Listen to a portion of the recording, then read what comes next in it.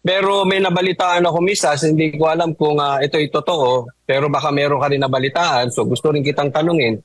Kasi ang sabi sa amin, next na tatrabahuhin nila after Pastor Kibuloy, actually nagsisimula na, ang babanatan dyan at sisiraan sa mainstream ay si Sara.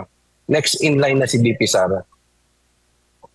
Well, tuloy-tuloy na yan. Tuloy-tuloy na yan sila. Si BP Sara, tatrabahuhin na nila yan. Gusto talaga nila yan tanggalin si BP Sara. Kasi nga, I think naman aware sila na tagilid na talaga ito si BBM. Kaya nga gumagawa na nga lang ng mga kwento-kwentong survey, no? 71. Yung 71%.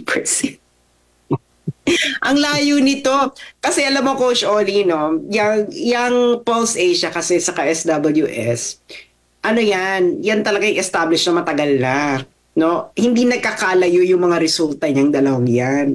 Okay? Tapos bigla meron isang survey result. Hello, ang layo dun sa ang layo dun sa dalawa. Kaya alam mo may hocus-pocus ito, no?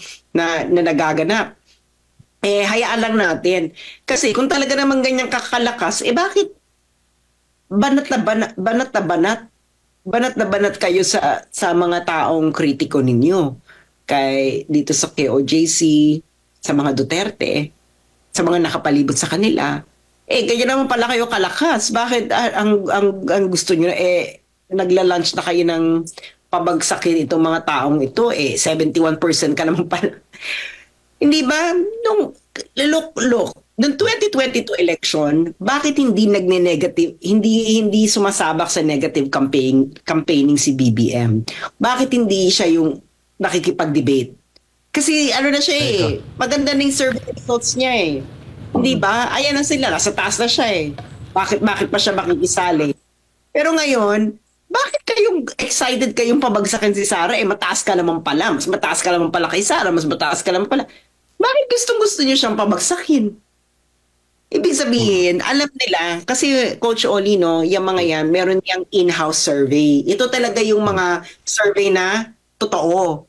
Honest ito. Kasi gusto mo talaga malaman yung pulso ng taong bayan, no? Siguro nakikita nila dun sa honest survey na yun, hala, tagilid tayo Kaya ang gagawin nila, pababagsakin nila si Sara. Ganyan yan. Ganyan ang kalakaran sa politika. Meron silang totoong survey, ito honest to, tas meron yung inilalabas. So ngayon, nakikita natin inilalabas, sobra papuri sila, pero makikita mo sa actions nila, hindi nagre-reflect yung mataas sila sa survey. Kung ganun, dapat para lang siyang BBM ng campaign. Wala kami pabagsakin, wala lang, nagkakampanya lang kami, wala kami negative campaigning, ganyan. Pero ngayon talagang gusto talaga nilang pabagsakin si Sara, which I think only reflects what really is the real deal on the ground.